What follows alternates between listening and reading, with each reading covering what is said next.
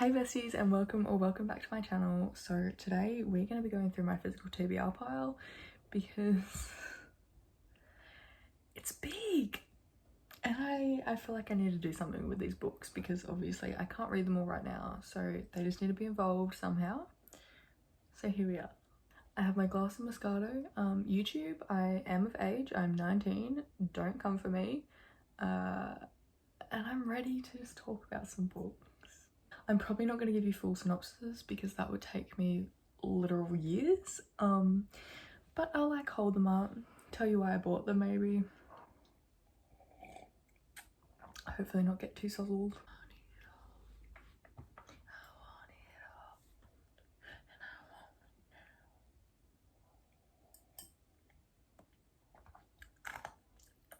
So before we get started, I actually want to show you this. It's literally as tall as my bed, but literally look at all these books. I'm struggling so hard to pan it smoothly, oh my god. So starting at the top of the pile, we have my first ever autobiography. This is Dave Grohl's autobiography called Storyteller. He is from the Foo Fighters, he was also in Nirvana.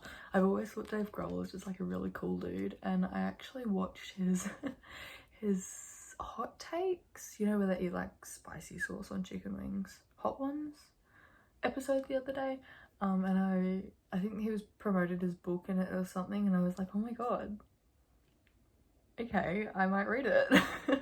And then I actually had this book arrive today with Mr. Dave Grohl. It's Brutal Prince by Sophie Lark. I recently read There Are No Saints by her. That was my first ever Sophie Lark book, and I fell in love. I love her writing, I love her character development. I was like, hell yeah. And I've also been fanging for some mafia romance recently. I've read all of my mafia romance on my shelf, so this felt like a good option, you know. And then I have The Dare by Miss L. Kennedy, the final book in the Bride U series and just the whole off-campus world. I honestly think I've been putting this book off because I just don't want to step away from the universe. Like, I don't want to finish it. I obviously will eventually. I'm kind of hoping to read it in April, but yeah, I don't want to finish the series. Like, I love this series, I want to stay in it. Then next on the list I have Addicted to You by Krista and Becca Ritchie. I've read like the first chapter of this book and I really liked it. I really like it so far, but I was in a massive book slump when I was reading it, and I was like, I need something to just grab me and hold me and, you know, take me on a roller coaster. And that wasn't this book, but I'm very much looking forward to actually diving into this world properly and when I'm like in the right headspace. Next we have A Risk on Forever by Annis Perkins. I don't know what compelled me to buy this book. It is a gorgeous cover and literally every review I see of it is good. But I guess that's why I bought it. I don't even really know what it's about. I know it's probably gonna make me cry though. So I need to be emotional and wanting to cry when I read this book. Okay, we have a fan favorite, Reminders of Him by Colleen Hoover. I don't have an excuse for why I haven't read this book yet. I just haven't gotten around to it. I obviously bought it because Colleen Hoover is amazing. I'm very much looking forward to reading this. I'm just not in the mood for it. Okay, now you can't hate me for this one. The Spanish Love Deception by Elena Almas. I haven't read this book yet. I'm sorry. I know what it's about. I know how the plot starts, but I haven't read it. I could probably even tell you what chapter is the spicy chapter. Is it like 25, 26, 23? It's like, it's one of them. But I haven't read it. But I am quite excited to read this. See if it lives up to the hype. Okay, the next few... Don't hate me for not having read them, okay? They are like very popular. Every man and his dog has read them. The Love Hypothesis by Ali Hazelwood. I'm scared of this book because Miss Olive right here is actually studying the same like degree that I'm doing. I think she's a biomedical science PhD candidate.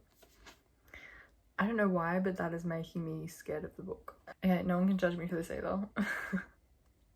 The Hating Game by Sally Thorne. No, I have not read it. I've read the first page. I wasn't taken by it, but I definitely will come back to it. It is something that I would like to read. I just haven't gotten around to it. Haven't been in the mood, haven't been grasped yet. And another TikTok favourite, beach read. I haven't read this one either, sorry. I haven't even tried to read this one. I vaguely know what it's about. I'm just not in the mood. I'm not in the mood for like, I know it's not young adult, but for like a sweet, soft romance. I'm not in the mood for it, I'm sorry. There seems to be a lot of fan favourites in this video, and you know what, I'm not gonna apologise for it. I've read the first 2 books. I started on the 3rd and I just didn't keep reading. I started this one while I was in my massive book slump, and so I just it didn't grasp me. I will come back to it. I'm looking forward to coming back to it. I'm actually very excited for Santiago, but yeah, I just Wrecked and Redeemed by Lauren Asher. Okay, I know I'm gonna get a lot of flack for this one as well. It Ends With Us by Colin Hoover. Listen, I read All Your Perfects the other day, loved it, but I'm not ready to get emotionally torn apart by Lily and Ryle. Not ready. However, I will definitely read this before It Starts With Us comes out, because oh my god, I haven't even read the book and I am desperate for Lily and Alice. Next up, we have All Roads Lead Here by Mariana Zapata. I read the first 30 pages. Typical slow burn, typical MZ. This happened again while I was in my reading slump and it didn't get me out. But I definitely want to come back to this because honestly, Aurora and Tobias seem like I just really want to read their story. But I haven't come back to it yet. Okay, I think this might be the last fan favourite. The Song of Achilles by Madeline Miller. I feel like I'm going to be so late to the trend by the time that I actually read this book. I started reading it quite a while ago. It was like at the very start of my kind of book obsession. And the like, is it in third person? No, it's not in third person. It is in first person, but it's written so like poetically, and I just wasn't ready for that, and I haven't come back to it. I hope to one day though, because some of the quotes that I've seen from this. Okay, now this next one is my next read, so don't come for me. The Wall of Winnipeg and Me by Mariana Zapata. I am so unbelievably excited to get into this thick boy. Aiden Graves, I need you in my life. That's all I'm gonna say. Next we have Enemies by Tijan. This is, well, I say this is gonna be my next read. It won't be my next read, but it's very high on my priority list of my TBR because the book just sounds great. Oh my god, there's a forward page in it. Whoopsies. Okay, next we have The Stopover by T.L. Swan. I read, how much did I read? I read the first 30 pages again, and it didn't grasp me. This was again in my book slump, didn't grab me, so I put it back down. I also didn't love the writing style. I'm sure I'll get used to it when I'm not like being a sensitive bitch in my reading slump. Okay, this one is also quite high on my priority list of my TBR. This is the sequel to There Are No Saints, in the Sinner's Duet. There Is No Devil by Sophia Lark. I am excited to get back into Mara and Cole. Then we have Lessons in Corruption by Gianna Darling. You can see I read about half the book. How much? I read 144 pages. I will definitely be coming back to this, but I read this book after I finished From Lukov with Love, and so that was what put me in my book slump, because From Lukov with Love was just so good. And so listen, I really like this book, but it wasn't going to compete with From Lukov with Love. Like, this book has every possibility to be a 4-star, but I couldn't follow From Lukov with Love with it. Like, it's a good book. I like it. I like what I've read. And I will come back to it, but, you know, sorry. So I actually lied about not having any mafia romance on my shelf, because I do have By Sin I Rise, but I haven't heard great things.